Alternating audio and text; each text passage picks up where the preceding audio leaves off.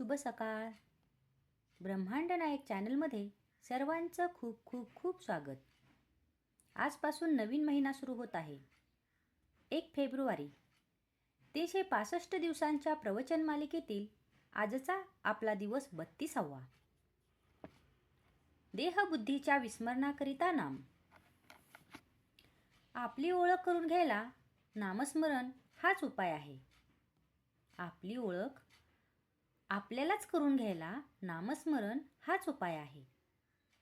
परमेश्वराचा अंश प्राणीमात्राच्या ठिकाणी आहे खरा, पण हे जाणण्याची बुद्धी मात्र मनुष्य प्राण्याच्याच ठिकाणी आहे.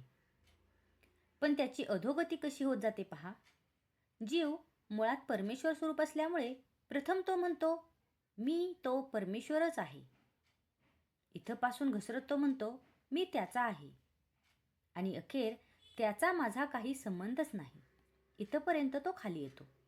याला कारण देहबुद्धीचा पगडा वाढत वाढत शेवटी देह म्हणजे मी अशी आपली पक्की भावना होते. पण असे असले तरी आपण मनुष्य अजाणता का होईना पण खरे आहे ते ओळखल्यासारखेच बोलतो.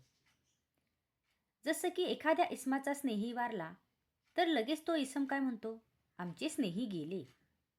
याचाच अर्थ समोर असलेल्या देहाला तो स्नेही समजत नसून त्यात असणाऱ्या चैतन्याला, ईश्वरी अंशाला तो खऱ्या अर्थाने आपला मित्र समजतो. म्हणजे अजाणता का होईना पण खरे तेच त्याच्या तोंडून बाहेर पडते. असे असले तरी स्वतःच्या बाबतीत मात्र तो ही जाणीव कायम राखीत नाही, आणि आपण म्हणजे देहच असे समजून तो वागत असतो.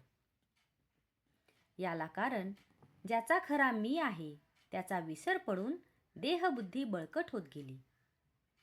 आता याला उपाय हाच की ज्या मार्गाने मी खाली घसरत आलो त्याच मार्गाने उलट वर जाणे.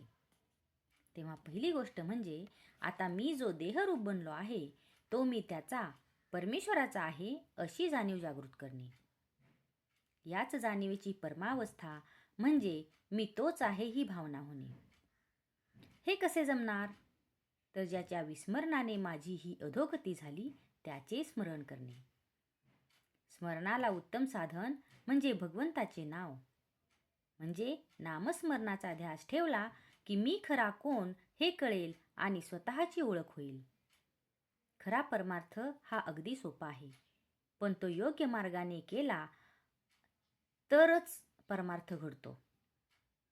एखादी गाठ सोडवण्यासाठी कोणती दोरी ओढायची ते कळले पाहिजे, नाहीतर जास्तच गुंतागुंत होते. तसेच परमार्थाचे देखील आहे.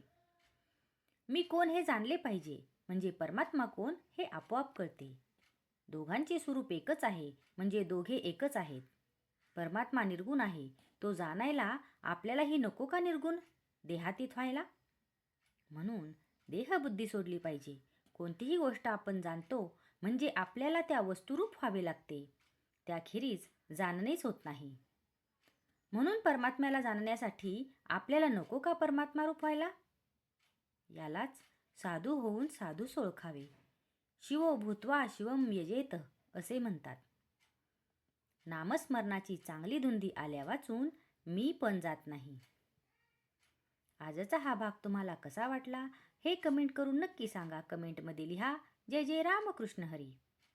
आणि अशाच अधिक माहितीसाठी आपल्या ब्रह्मांड नायक चॅनलला सबस्क्राईब करा आणि जास्तीत जास्त लोकांपर्यंत ही माहिती पोहोचवा. जय जय रामकृष्ण हरी.